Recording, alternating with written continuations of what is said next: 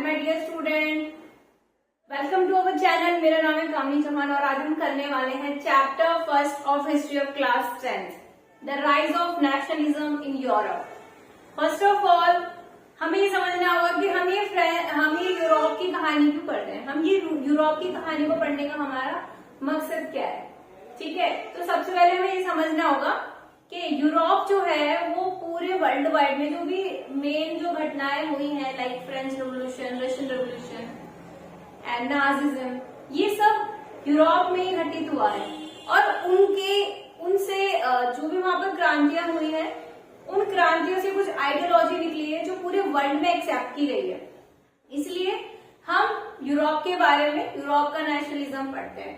हमेशा जब भी मैं पढ़ाती हूँ बच्चे मुझसे यही सवाल पूछते हैं कि मैम हम अपने भारत के बारे में पढ़े ना, हम ये यूरोप के बारे में क्यों पढ़ते हैं। तो यही सवाल का आंसर होता है, क्योंकि जो सबसे पहले घटना घटित हुई या फिर जैसे कि आप देखते हैं क्रांतियां जो हुई, लोगों ने अपोज करना स्टार्ट कर दिया फॉर दी पुराना system like monarchy and dictatorships. So ये सबसे पहले घटित जो है वो यूरोप में हुआ था। इसलिए हमें यूरोप के बारे में पढ़ना पड़ेगा, यूरोप की हिस्ट्री के बारे में पढ़ना पड़ेगा, जिससे हमें कुछ आइडिया मिलेगा और फिर हम पढ़ेंगे नेशनलिज्म इन इंडिया, ठीक है। तो पढ़ते हैं। सबसे पहले इस चैप्टर की जो कहानी है वो शुरू होती है किससे? एक पिक्चर से। एक पिक्चर है, एक फोटोग्राफ है, जो कि एक पेंटिंग जिसको हम कह सकते हैं, जो कि किसने बनाई थी? फ्रेडरिक सॉल्यू ने। फ्रेडरिक सॉल्यू ने इसे 1848 में बनाया था, जब अलग अलग कंट्रीज में बहुत सारी घटनाएं घटित हो रही थी, ठीक है। उसने अपने यूटोपिया विजन यानी कि इमेजिनरी दुनिया के बारे में सोचा है, जो कि हो ही नहीं सकती थी उस टाइम पर, ठीक है। लाइक जैसे अगर हम इस टाइम पर सोचें कि मैं अगर मन में सोचूं और वो टाइप हो जाए, तो एक यूटोपियन विजन होगा, मतलब इमेजिनरी चीज होगी जो हो नहीं सकती। हो सकता है कि फ्यूचर में ऐसा हो जाए।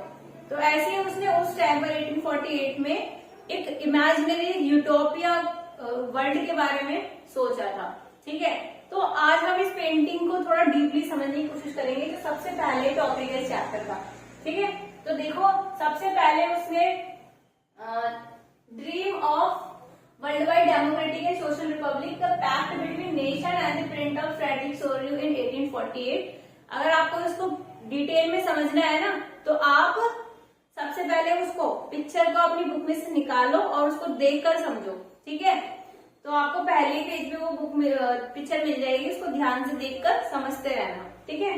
तो उसके नीचे ये सब लिखा होगा जो यहाँ पे दिखा रहा है, वर्ल्ड वाइड डेमोक्रेटिक और सोशल रिपब्लिक के बारे में उसने उसमें दिखाया है।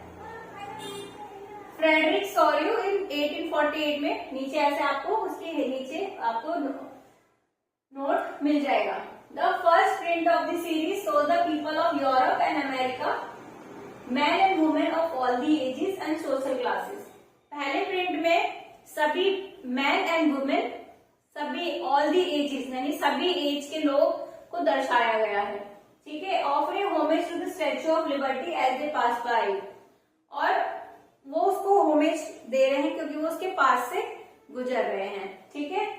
She bears a torch in one hand and the charter of the right of man in the other. उस स्टैच्यू ने एक हाथ में टॉर्च लिया हुआ है और एक हाथ में चार्टर लिया हुआ है। पिक्चर में आप देख पा रहे होंगे। तो उस पिक्चर में एक हाथ में टॉर्च लिया हुआ है, एक हाथ में चार्टर लिया हुआ है, ठीक है। फिर वो टॉर्च किसको दिखा रही है? वो जो स्टैच्यू ऑफ लिबर्टी है, वो टॉर्च जो है वो उसको दिखा रही है कि आपको किस वे में जाना है। और वो चार्टर में क्या लिखा हुआ है? All rights of men and women, ठीक है।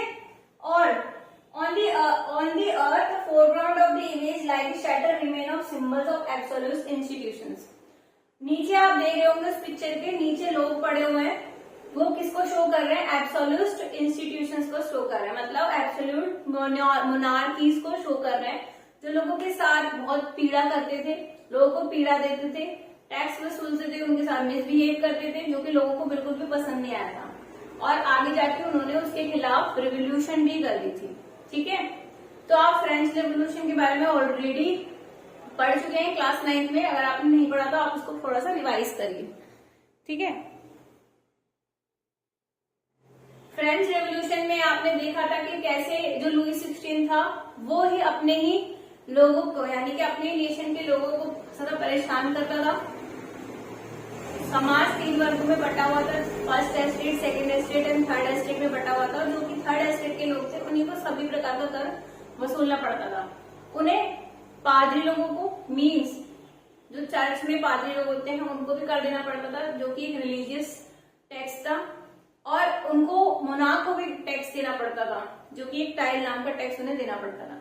तो इस और भी बहुत सारी समस्याएं थी। मोनार्क जो है बहुत ज्यादा खर्चीला था, इसकी वजह से लोग जो है बहुत परेशान हो गए थे टैक्स पे करके, और उनसे वो नहीं हो रहा था और उसने उन मोनार्क के खिलाफ रेवोल्यूशन कर दिया। ठीक है, तो ये थोड़ा सा बैकग्राउंड में जाकर मैं आपको समझाया है, लेकिन आप थोड़ा सा उसके बारे में डिटेल में पढ़िए। ठीक है, तो यहाँ पर दिखाए गए कि फोरग्राउंड में वो सभी इस तरीके के मोनार्क्स नीचे पड़े हुए हैं, जिनको अब हटा दिया गया है। इस पिक्चर में ऐसे शो किया गया है। अब इस यूटोपियन विजन में उसने शो क्या करा है, the people of the world are grouped as distinct nation. अलग अलग जो लोग हैं उनको अपनी उनकी आइडेंटिटी के थ्रू वहां पर ट्राई कलर लेके खड़ा किया गया है। मीन्स आप पिक्चर में देखे होंगे, यहाँ पर एक वो है स्टैच्यू ऑफ लिबर्टी है, लोग लाइन में खड़े हुए हैं, अलग अलग लोगों ने हाथ में झंडे लिए हुए हैं, और वो जो हाथ में झंडा है वो अलग अलग कंट्री के झंडे आपको दिखाई दे रहे होंगे। तो अलग अलग कंट्री के जो झंडे हैं वो शो कर रहे हैं उस नेशन को, और लोगों ने भी अपनी आइडेंटिफिकेबल कॉस्ट्यूम्स पहने हुई है अपने नेशन की, जिससे वो दिख रहा है कि वो उस कंट्री का है। ठीक है, मतलब अपनी कंट्री को रिप्रेजेंट करते हुए दिखाई दे रहे हैं। लीडिंग दी प्रोसेशन में पास द स्टैच्यू ऑफ लिबर्टी, ये सारी प्रोसेशन मतलब पूरी जो लाइन है वो वहां से लिबर्टी के पास से निकल रही है, as the US and Switzerland which by this time were already nation. तो आपको पता है ये जो पिक्चर बनाई गई थी 1848 में बनाई गई है, तो उस टाइम पर जो अमेरिका था और स्विट्जरलैंड था वो ऑलरेडी एक आजाद कंट्री थी, मतलब वो ऑलरेडी एक डेमोक्रेटिक कंट्री थी। तो जो स्टैच्यू ऑफ लिबर्टी है वो उसको शो कर रही है। किसको शो कर रही है? वो डेमोक्रेसी को शो कर रही है, वो लिबर्टी को शो कर रही है। और स्विट्जरलैंड जो टाइम पे एक डेमोक्रेटिक नहीं, तो एक लिबर्टी अचीव करने वाली एक कंट्री ऑलरेडी थी। ठीक है, फिर आप देखेंगे सबसे पहले लाइन में जो खड़ा है वो फ्रांस है, उसने अपने हाथ में ट्राई कलर लिया हुआ है, ट्राई कलर का एक झंडा लिया हुआ है, जिसमें वो अपना ट्राई कलर लिए हुए खड़ा हुआ है, क्योंकि फ्रांस उस टाइम पर रिवोल्यूशनर, मतलब वहां पर एक रिवोल्यूशन ऑलरेडी हो चुका था, तो वहां वो इस कगार पे था कि वो डेमोक्रेटिक कंट्री बन जाएगा आगे जाके। उसके बाद जो है जर्मनी है, जिसने red and golden, black red and golden colour का फ्लैग हाथ में लिया हुआ है, वो जर्मनी को रिप्रेजेंट किया कर रहा है। और उसके पीछे पीछे अदर कंट्रीज हैं, लाइक पोलैंड है, अदर कंट्रीज हैं, जो भी यूरोप की कंट्रीज है, उनके पीछे पीछे उसको फॉलो करती हुई नजर आ रही है। ठीक है, एंड नीचे लाइन तो आपने समझ ली, नीचे कौन लोग वो भी समझ लिए, स्टैचू को समझ लिया, उनके हाथ में क्या है वो भी समझ लिया आपने। ऊपर आप देखेंगे पिक्चर में, ऊपर से एंजल्स, क्रिस्ट, ये सब ऊपर से खुश होते हुए नजर आ रहे हैं, देखते हुए नजर आ रहे हैं कि कितना अच्छा विजन है जो लोगों को पसंद आ रहा है। ठीक है, तो कितना अच्छा लग रहा है। तो ये यूटोपियन विजन है। यूटोपियन विजन का मतलब ऐसी दुनिया जो लोगों ने आज तक कभी देखी नहीं होगी और आज तक वो पॉसिबल नहीं है। तो फ्रेडरिक सॉयल ने पिक्चर के द्वारा अपनी इमेजिनेशन को पोर्ट्रेट कर दिया और हमें ये बताने की कोशिश करी कि कैसे डेमोक्रेटिक कंट्रीज होंगी, जब सारे कंट्रीज डेमोक्रेटिक कंट्री होंगी तो वर्ल्ड कितना सुंदर होगा।